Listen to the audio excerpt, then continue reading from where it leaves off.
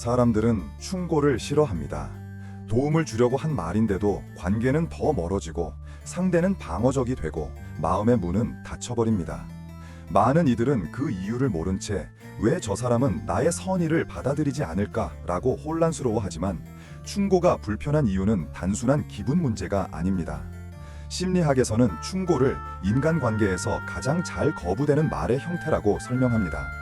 상대의 마음이 닫히는 데에는 명확한 구조와 원리가 있으며 그 원리를 모른 채 충고를 반복하면 관계는 예외 없이 더 멀어집니다. 오늘은 충고가 왜 통하지 않고 왜 선한 의도가 상처가 되며 심리학이 말하는 단 하나의 진실이 차분하게 살펴보려 합니다. 충고가 통하지 않는 이유를 정확히 이해하려면 인간이 관계 안에서 무엇에 가장 민감한 존재인지부터 짚어야 합니다. 우리는 누군가의 말에서 도움보다 먼저 위치를 읽어내는 존재입니다. 즉, 그 말이 나를 동등하게 대하는지 아니면 위에서 내려다보는지부터 판단합니다. 첫 번째로, 충고는 상대에게 거의 자동적으로 우월성의 신호로 감지됩니다. 심리학에서 가장 오래된 개념 중 하나가 우월성, 열등성에 대한 민감성인데, 아들러는 인간이 타인의 말에서 가장 빠르게 포착하는 것이 바로 이 지위 신호라고 설명했습니다. 충고는 그 지위 신호를 가장 강하게 드러내는 말의 형태입니다. 선의를 담았든 진심으로 걱정해서 한 말이든 상관없습니다. 말의 내용이 아니라 구조 자체가 상대에게 너는 부족하고 나는 더 많이 알고 있다는 암묵적 메시지를 전달합니다. 그래서 충고를 듣는 순간 사람들은 거의 반사적으로 방어 태세를 갖추게 됩니다. 자기 자존감이 낮아서가 아니라 인간이 열등한 위치로 내려앉는 느낌을 본능적으로 피하려는 구조 때문입니다. 더 흥미로운 점은 충고가 사실일수록 그리고 도움이 되는 말일수록 오히려 더 강한 거부감을 일으킨다는 것입니다.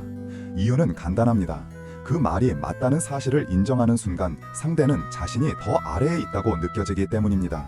그래서 충고는 때로는 공격보다 더 깊은 상처가 되며 선의를 담았을수록 관계는 더 어색하고 멀어지게 됩니다. 하지만 충고가 거부되는 이유는 우월감의 신호 때문만이 아닙니다. 인간은 말을 들을 때 내용보다 먼저 내 선택권이 존중받는가를 가장 강하게 평가합니다. 두 번째로, 충고는 상대의 선택권을 빼앗는 말로 해석됩니다.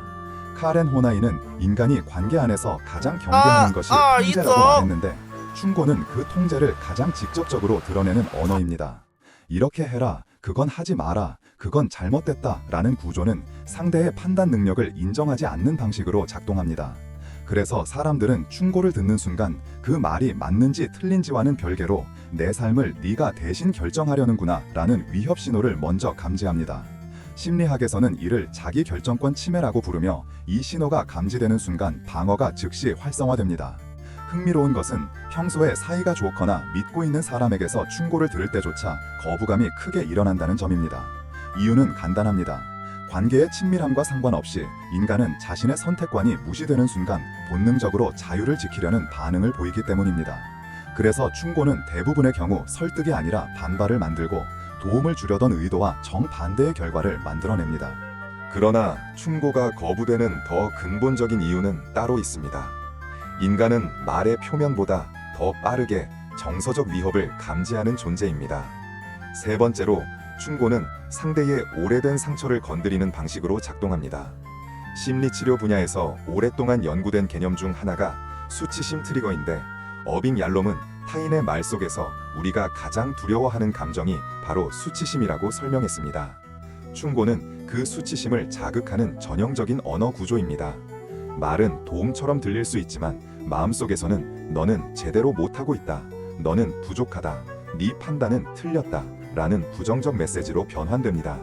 특히 중년 이후의 사람들은 살아오면서 쌓인 실패 경험, 후회, 상처가 단단히 자리 잡아 있기 때문에 충고 한 문장이 과거의 기억을 끌어올리며 방어를 더 강하게 만듭니다. 중요한 것은 이 반응이 의식적으로 일어나는 것이 아니라 무의식적으로 자동 반응한다는 점입니다. 그래서 충고를 들었을 때 기분 나쁘다는 감정보다 먼저 나는 또 누군가에게 부족하다고 평가받고 있구나 라는 심리적 위협이 체감됩니다. 충고가 관계를 망치는 진짜 이유는 여기 있습니다. 상대는 말의 논리나 사실 여부보다 그 말이 자신 안에 어떤 상처를 건드리는지를 훨씬 더 크게 느낍니다. 따라서 충고는 상대의 판단을 돕기보다 자신을 보호하려는 마음을 먼저 작동시키고 이때 관계는 자연스럽게 멀어질 수밖에 없습니다. 그렇다고 해서 충고가 항상 우월감이나 선택권 침해 혹은 상처만을 자극하는 구조라는 의미는 아닙니다. 더 중요한 원리는 따로 있습니다. 인간은 관계를 유지할 때 가장 먼저 정서적 거리를 개선하는데, 네 번째로 충고는 이 정서적 거리를 크게 벌리는 언어입니다. 관계심리 연구에서는 사람들이 대화를 통해 느끼는 심리적 거리를 밀리초 단위로 측정할 수 있다고 설명하는데, 충고는 이 거리 측정에서 가장 높은 방어 점수를 유발하는 요소로 나타납니다. 이유는 단순합니다. 충고는 정보를 주는 말이 아니라 상대에게 방향을 제시하는 말이기 때문입니다. 방향을 제시하는 말은 자연스럽게 상하 관계를 만들어내고, 이 구조는 상대가 나와 같은 위치에 있다는 감각을 빠르게 무너뜨립니다. 그래서 충고를 듣는 순간 상대는 사실상 너와 나는 지금 같은 편이 아니다라는 메시지를 먼저 받아들입니다. 심리학에서는 이것을 정서적 분리 신호라고 부르며, 이 신호가 감지되는 순간 관계는 이전과 같은 온도를 유지하기 어렵습니다. 특히 40대에서 60대는 그동안의 경험을 통해 자신의 삶을 스스로 선택해온 시간이 길기 때문에 누군가가 방향을 제시하는 방식의 말을 들으면 관계의 거리가 더 빠르고 더 크게 벌어집니다. 충고가 사실일수록, 선의가 담겼을수록 오히려 정서적 거리가 더 크게 벌어지는 이유는 바로 이 무의식적 구조 때문입니다. 결국 충고는 단순한 조언이 아니라 상대에게 나는 너와 같은 위치에 서 있을 의지가 없다라는 신호로 해석되며, 그 결과 관계는 미세하게 그러나 분명하게 멀어지게 됩니다. 하지만 충고가 관계를 멀어지게 만드는 원리를 안다고 해서 그 대안을 자동으로 아는 것은 아닙니다. 많은 사람들이 그럼 아무 말도 하지 말라는 건가? 라고 묻지만, 심리학은 충고보다 훨씬 효과적인 방식이 존재한다고 말합니다. 다섯 번째로, 충고를 대신할 수 있는 가장 강력한 방법은 경험의 공유입니다. 상담 심리에서는 조언보다 경험 서술이 훨씬 높은 설득력을 가진다고 일관되게 보고되는데, 그 이유는 경험 공유가 상대의 선택권을 침해하지 않기 때문입니다. 내가 예전에 이런 상황을 겪었을 때 이렇게 느꼈어. 나는 이런 방식이 도움이 됐었어. 라는 표현은 방향을 명령하지 않고 상대가 스스로 필요한 부분만 골라갈 수 있도록 여지를 남겨둡니다. 심리학에서는 이를 비지시적 조력이라고 부르며 인간의 방어를 최소화하는 방식이라고 설명합니다. 경험 공유는 상대에게 네 판단을 존중한다는 메시지를 보내기 때문에 관계의 수평성이 유지되고, 따라서 거부감이 거의 발생하지 않습니다. 더욱 중요한 점은 경험을 나누는 방식은 상대가 스스로 선택할 수 있다는 감각을 되찾게 만들기 때문에 충고보다 훨씬 자연스럽게 행동 변화를 유도한다는 것입니다. 실전에서도 이 차이는 명확하게 드러납니다. 똑같은 말이라도 그렇게 하면 안 돼 라고 하면 싸움이 되고, 나도 비슷한 상황에서 이렇게 해봤어 라고 하면 대화가 열립니다. 결국 충고는 상대를 움직이기 어렵지만 경험 공유는 상대가 스스로 움직일 수 있게 만드는 방식이며, 이것이 심리학이 말하는 가장 현실적인 대안입니다. 그러나 경험을 나누는 것만으로는 충분하지 않습니다. 관계를 지키고 상대에게 실제적인 지지로 다가가려면 충고보다 훨씬 더 근본적인 태도가 필요합니다. 여섯 번째로, 심리학에서 가장 강력한 조력 방식으로 꼽는 것은 정서적 동행, 즉 옆에 있어주는 태도입니다.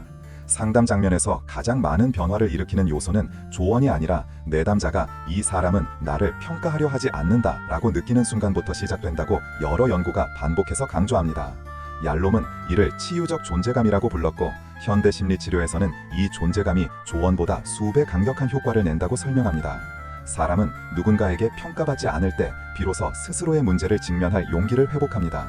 그래서 옆에 있어주는 태도는 단순히 따뜻한 감정이 아니라 매우 고도의 심리적 기술에 가깝습니다.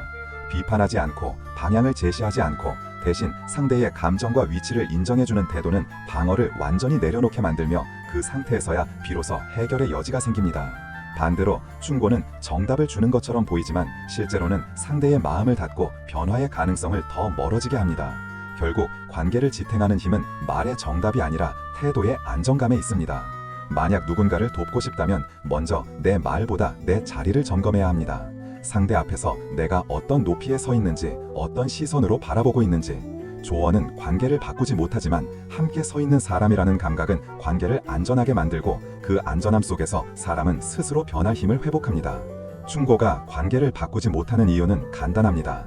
충고는 상대를 움직이지 않고 오히려 스스로 방어하도록 만들기 때문입니다. 심리학이 반복해서 말하는 단 하나의 진실은 이렇습니다. 사람은 정답이 아니라 존중을 통해 변하고, 조언이 아니라 안전함 속에서 마음을 연다는 것입니다.